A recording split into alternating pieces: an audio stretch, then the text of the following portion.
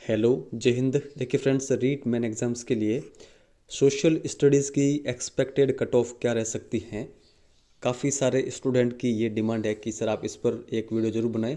हालांकि अधिकतर बड़े बड़े टीचर्स ने हो या फिर जिन्होंने एग्ज़ाम दिया है, जिनके अच्छे स्कोर बन रहे हैं या फिर नहीं बन रहे, उन स्टूडेंट ने भी एक एक्सपेक्टेड कट ऑफ वाले जो वीडियोज़ हैं वो यूट्यूब पर ज़रूर अपलोड किए हैं और आपने देखे भी होंगे।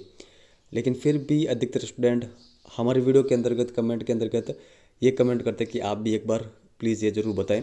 तो देखिए, थोड़े से हम कट ऑफ के बारे में डिस्कस करने से पहले कुछ चीज़ें और डिस्कस करेंगे कि आपकी कट ऑफ पर किन किन चीज़ों का प्रभाव पड़ेगा। और देखिए, ऐसा नहीं है कि जो हम कट ऑफ बता रहे हैं उनसे अधिक नहीं रह सकती हैं या फिर कम नहीं रह सकती हैं।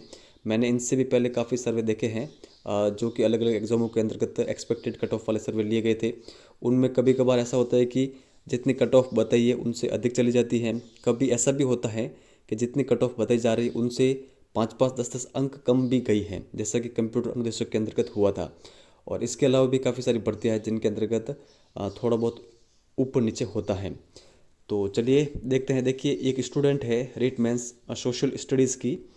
आ, तो उनका देखिए, रीट एग्ज़ाम 2021 के अंतर्गत जो हमारा हुआ था, जिसके बाद में ये भर्ती कैंसिल कर दी गई थी सरकार के द्वारा। तो इनके अंतर्गत एसएसटी सब्जेक्ट से इनका स्कोर जो था वो था 134 अंक। लेकिन इस बार उनका जो परफॉर्मेंस है वो सही नहीं रहा। उनका जो स्कोर है वो 2023 के अंतर्गत केवल 78 79 के आसपास स्कोर रहा। तो इतना देखिए अंकों के अंतर्गत जो कमी आ गई है, तो निश्चित ही आप ये मान सकते हैं कि जो पेपर का कठिनाई स्तर था वो ठीक ठाक था। इसके अलावा जो मेन इम्पैक्ट डालता है वो है नेगेटिव मार्किंग। तो जो जो आपकी कट ऑफ को प्रभावित करने वाले कारक है वो हम देख लेते हैं। देखिए, फर्स्ट ऑफ ऑल जो सबसे बड़ा कारक है वो आप सभी को पता है। इस बार जो रीट का पूरा ये पेपर दिया गया, एक नए बोर्ड को दिया गया RMSSB। और आप सभी को पता है RMSSB बोर्ड का कोई भी निश्चित पैटर्न नहीं है, कहाँ से प्रश्न पूछ जाते हैं, कहाँ से नहीं पूछ जाते हैं। तो इसका जो भय था वो अधिकतर स्टूडेंट के अंतर्गत जरूर था।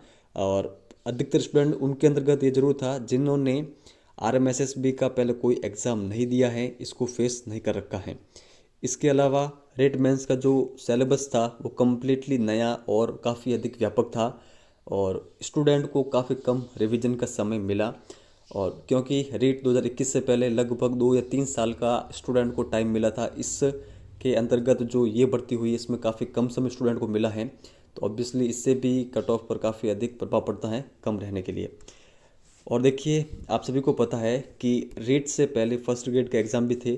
अधिकतर स्टूडेंट फर्स्ट ग्रेड के अंतर्गत लगे हुए थे। बाद में फर्स्ट ग्रेड का जैसे एग्ज़ाम हुआ तो काफ़ी सारे स्टूडेंट ऐसे हैं जिनको लग गया कि हमारा फर्स्ट ग्रेड के अंतर्गत नहीं होगा, तो फिर वो बाद में थर्ड ग्रेड पर लगे। तो वो भी उन स्टूडेंट के लिए भी कम ही समय उनको मिला।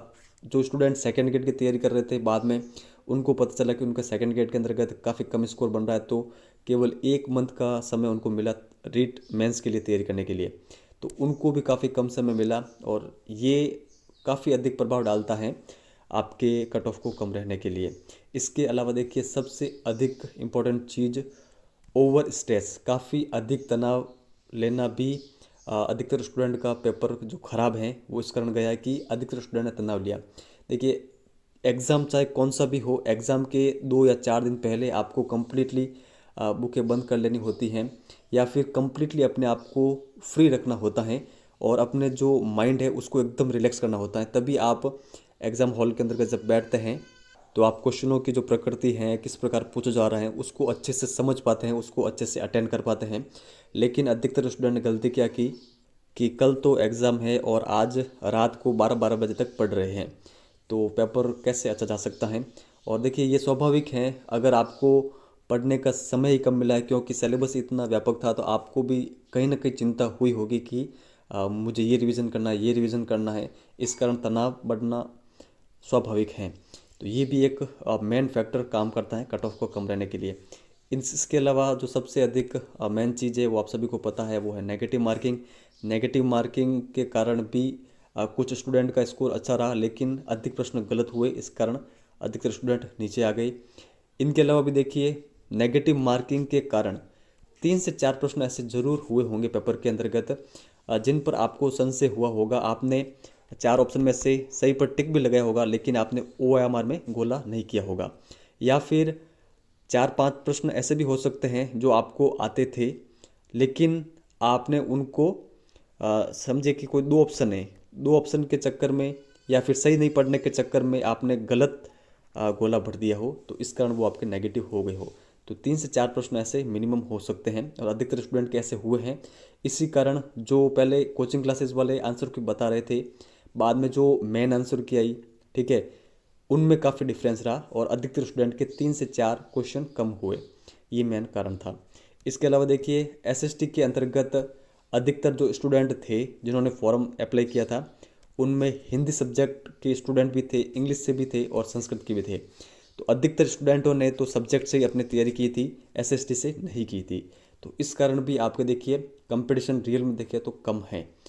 तो देखिए ये सारे जो फैक्टर हैं ये निश्चित ही कहीं ना कहीं पर काम करते हैं और इस बार की जो SST की कट ऑफ है उसको कम रहने के लिए। तो अब देखिए जो एक्सपेक्टेड कट ऑफ है जो कि मेरा मानना है कि ये रह सकती है 1 गुना के लिए। अब ऐसा नहीं है कि इससे अधिक नहीं जा सकती, इससे कम नहीं रह सकती, इससे कम भी रह सकती हैं। और वो तो अभी देखिए आपको 15 से 20 दिन के अंतर्गत पता चल जाएगा। और देखिए जो भी आपके 2 गुना की कट ऑफ आएगी, मैंने आपको लास्ट वीडियो के अंतर्गत कुछ अधिक अंक बता दिए थे।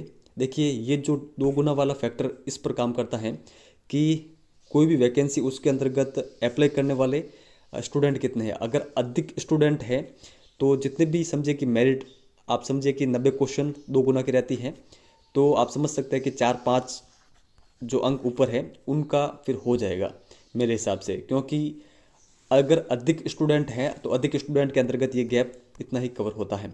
लेकिन अगर स्टूडेंट कम हो तो फिर अगर 2 गुना के 90 गई हैं और स्टूडेंट कम है तो फिर कट ऑफ आपके 105 भी जा सकती है। तो ये फैक्टर थोड़ा सा काम करता है। तो अब देख लेते हैं 1 गुना की कट ऑफ क्या रहने वाली है और ये पूरी एक्सपेक्टेड है, आपको कोई भी चिंता लेने की आवश्यकता नहीं है। तो देखिए यहाँ पर मैं सबसे पहले सेफ स्कोर की बात करूँ तो मेरे हिसाब से जिन स्टूडेंट के भी 105 से अधिक प्रश्न सही हो रहे हैं, मेरे हिसाब से वो कम्प्लीटली सेफ हैं। ठीक है, अब इसके बाद में तो जो कट ऑफ मैन आएगी उसी से ही पता चलेगा। अब देखिए जनरल की कट ऑफ की अगर हम बात करें तो 97 से 98 क्वेश्चन जिनके भी सही हो रहे हैं, मेरे अनुसार उन सभी का हो जाना चाहिए। OBC के अंतर्गत 95-96 जिनके भी प्रश्न सही हो रहे हैं, EWS के अंतर्गत 93 से 95 के मध्य, और MBC के अंतर्गत 90 से 92, SC के अंतर्गत 87-88 और ST के अंतर्गत 83 से 85। अगर इतने प्रश्न आपके इन कैटेगरीज के अंतर्गत बैठ रहे हैं तो मेरे हिसाब से आप सभी का हो जाना चाहिए। क्योंकि देखिए अधिकतर स्टूडेंट का मैंने आपको बता दिया है, जो वो स्टूडेंट रही उनका स्कोर 134 से 78-79 के आसपास आ गया। ऐसे काफ़ी सारे स्टूडेंट हैं जिनका काफ़ी कम स्कोर रहा है। तो काफ़ी सारे फैक्टर काम करते हैं और जितने फैक्टर काम करते हैं उनमें से तो लगभग मैंने आपको आधे ऊपर यहाँ पर बताए थे ये वाले। इनसे भी अधिक काफ़ी अधिक फैक्टर हैं। तो होप आप सभी का सिलेक्शन हो जाना चाहिए। और जिनके भी इनसे कम नंबर बन रहे हैं, ऐसा नहीं है कि इनसे कम कट ऑफ नहीं रह सकती, इनसे भी कम कट ऑफ रह सकती है, वो फाइनल आने के बाद में ही पता चलेगा। तो इस वीडियो में इतना ही। अगर वीडियो हेल्पफुल लगा हो तो लाइक और शेयर ज़रूर करिएगा। इस वीडियो में इतना ही है। धन्यवाद।